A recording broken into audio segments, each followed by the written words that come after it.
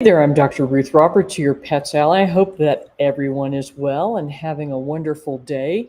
We've got a couple of questions, which I actually started answering last time. So let me jump over to that. Um, so, Astrid, again, no question is stupid. If you don't know and you ask, then that's kind of where we end up screwing up. So I think the best option is probably to cook the rice, as Hannah suggested, and add that in to the diet. Hannah wants to come say hi.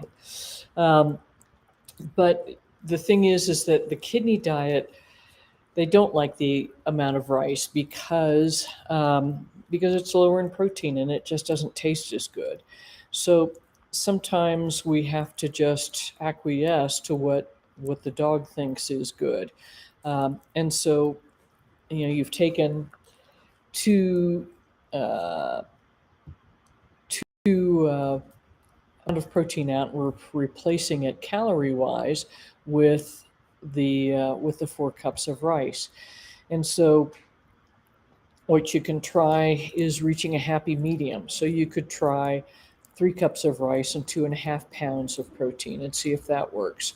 Of course, with this approach, you're going to add more phosphorus to the diet and put more pressure on the kidneys. So it's one of those things. It's so hard to keep things balanced as far as what the parameters are. But if your pup's kidney disease is pretty stable and she's just not eating because of this, then that's a reasonable thing to do, I think. So see if that makes sense and see if your dog thinks this is a good idea, most importantly. Jane, sorry to hear about your brother-in-law's pup. Um, that's really, really tough stuff. You guys are definitely not having a good year as yet. Um, so we send our hearts and our prayers out to you. I hope that things get better quickly for everybody in the Heckendorf family. May, if Spirit had a little bit of loose stools, then but you think it's tolerable, then what I would do is you just make a single batch and feed that consistently and make sure that that's okay before you commit to 3 batches at one go. I would keep using the beans because that seems to keep going. Um,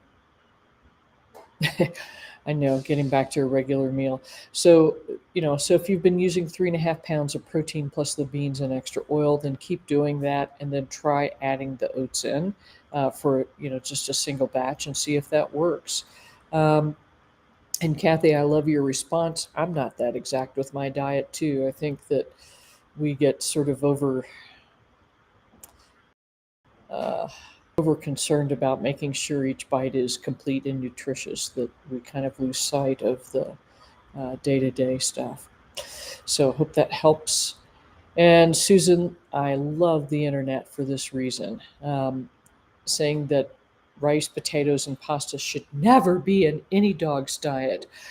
And this is some rule somebody made up. And no, it's not true, because if we think about how dogs eat in the world, um, the majority of dogs in the United States and in Mexico, for that matter, are eating corn. In Asia, they're eating rice. In other countries, they're eating potatoes. And so, no, this is ridiculous. So, there's some rule, and probably this is related to um, yeast or something else, but no, ridiculous. Now, if your pet's sensitive to them, obviously, no, don't feed them. So, but I think making this a rule across the board is just silly. And Pam, yeah, do use the extra oil because you needed to do that to keep weight on Spirit. So I think that's the questions here. I forgot this on Crockpet. So for Nick, you get a bonus this week. If your pup has gallbladder mucocele, one of the things you want to make sure your veterinarian has done is to uh, make sure there's not a thyroid issue, because these are often connected with gallbladder mucoceles. And the other thing is to use ursodiol to help reduce it in size. And there's a whole host of other things. Low-fat diet gets recommended kind of all the time. I'm not sure that it's particularly helpful. I think the goal there is to reduce the amount of bile that's secreted, but then if you do that, you're not getting the gallbladder to empty very quickly. So not sure that that's a great idea, but I would look into ursodiol and sort of better treatment there. And then Sukia, here's the interesting man, Jamie, you're going to have a long, long notebook. Um, so, so what, and so we've got the vaccine thing and a couple of other bits and pieces down in PDF form now for you. So Kia's asking about NexGard, and NexGard, and maybe it seemed to work and help. So we talked about this as sort of a test to see if that's what was going on with the skin, and things seemed to get better, but then after a few doses, things came back.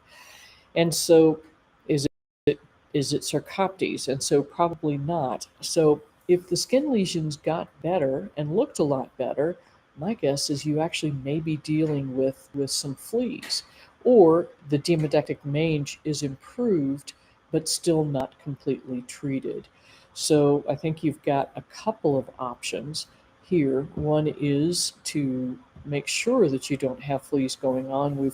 I've talked several times about ways to control them in the environment, things of that nature. So if there's a ton of inflammation and the dandruff-like flakes, it's the Sarcoptes has been treated already, unless I think you have a new dog, unless the two dogs are passing something back and forth. And so if that's the case, then you may want to give another single dose of NexGard to both dogs and knock it out.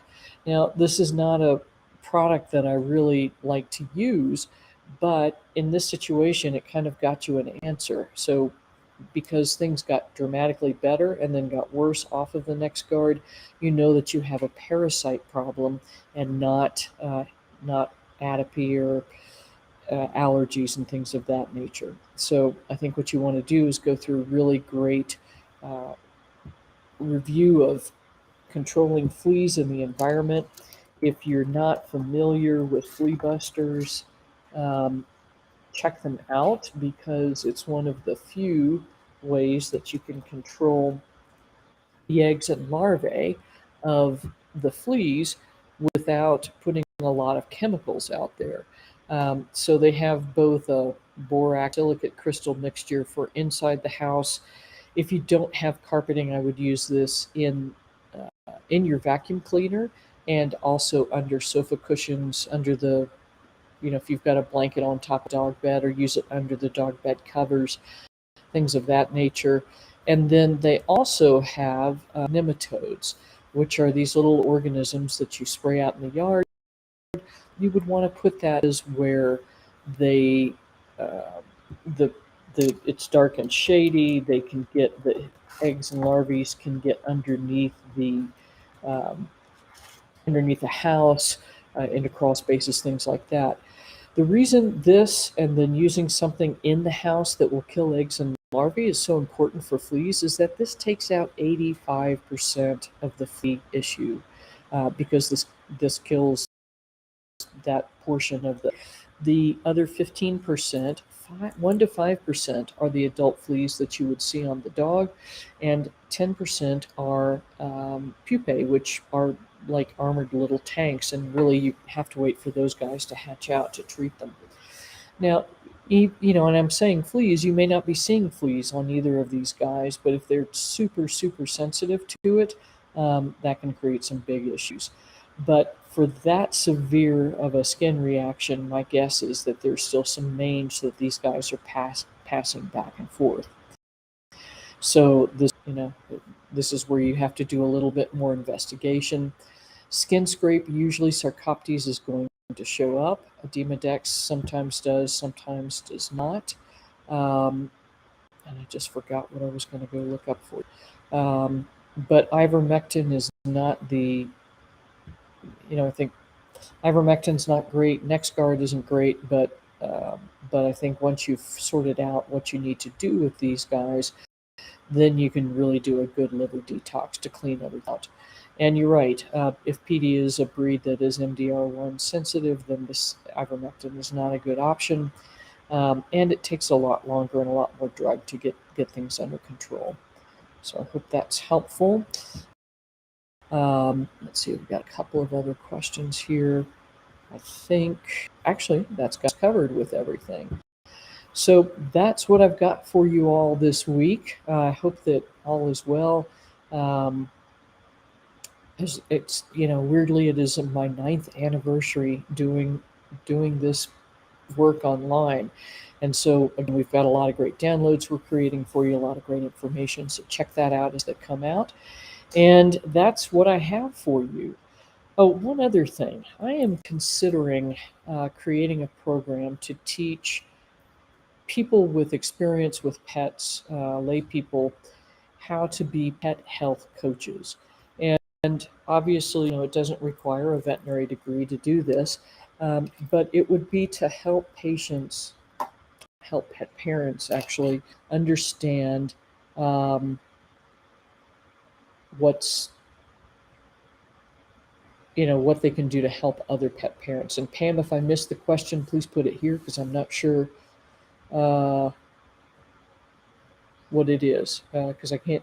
It'll take me a while to dig up last week's links to stuff. But at any rate, so I'm considering doing this course, and what I would do is teach how to use the crock pet diet, how to manipulate it for different health situations, and then also go through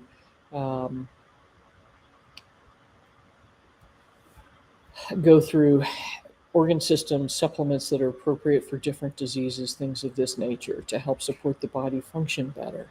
So if I were to put a program together like this, is this something that any of you might be interested in taking and then basically getting certification for?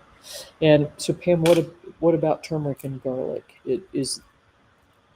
Are they needed long term, or what precisely? Um, Oh, because he showed up to showed up to as sensitive to turmeric. Is that correct? Is that what the question was? Yeah. So he's been off of them for a while and things are good, again, now you need to test and see, is this okay? Is it not okay? Um, and so I would start with, go through your oats first, obviously, and then I would add garlic. So we've got a relatively low quantity of that. Yeah, it's in the basic meat. Yeah, understood. So I would test it out. So go through the oats. If that's good, then try the garlic next. You could theoretically, actually, you may have to do that when you cook. Yeah, cook your natch. But throw a clove of garlic in. If you don't notice any difference, then you're good to go. Same thing with the turmeric. If that's not a problem, then you could use both the supplement or or just add it culinarily. So with the supplement is he better, the same, or worse without the supplement? And yes, add it to a single batch. Um, and if your answer is the same or maybe better, then he doesn't need that supplement. If he's worse, more painful, less comfortable, then yeah, yeah, you probably are. Sorry, sounds like for another 3 single batches.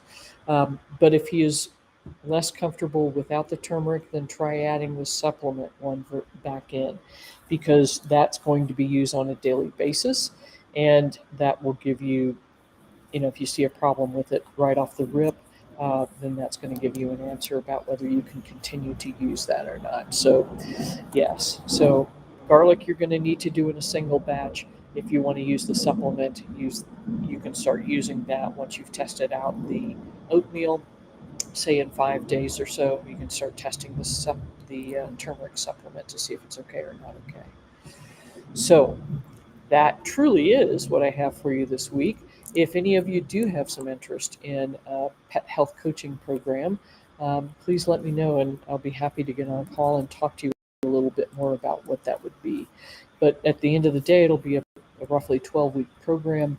Some of it will be online coursework, some of it will be group coaching, and some of it will be one-to-one calls to help you work through cases. And then the last 2 weeks we'll spend working on how to support um, how to support other clients. And so if the turmeric was helping his creatinine, then put it back in and see if he can handle it okay.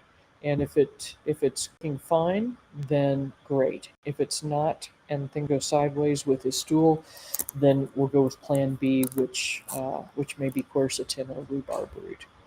So, all right, that is truly what I have for you this week. So, until next week, give everybody a big hug and take good care.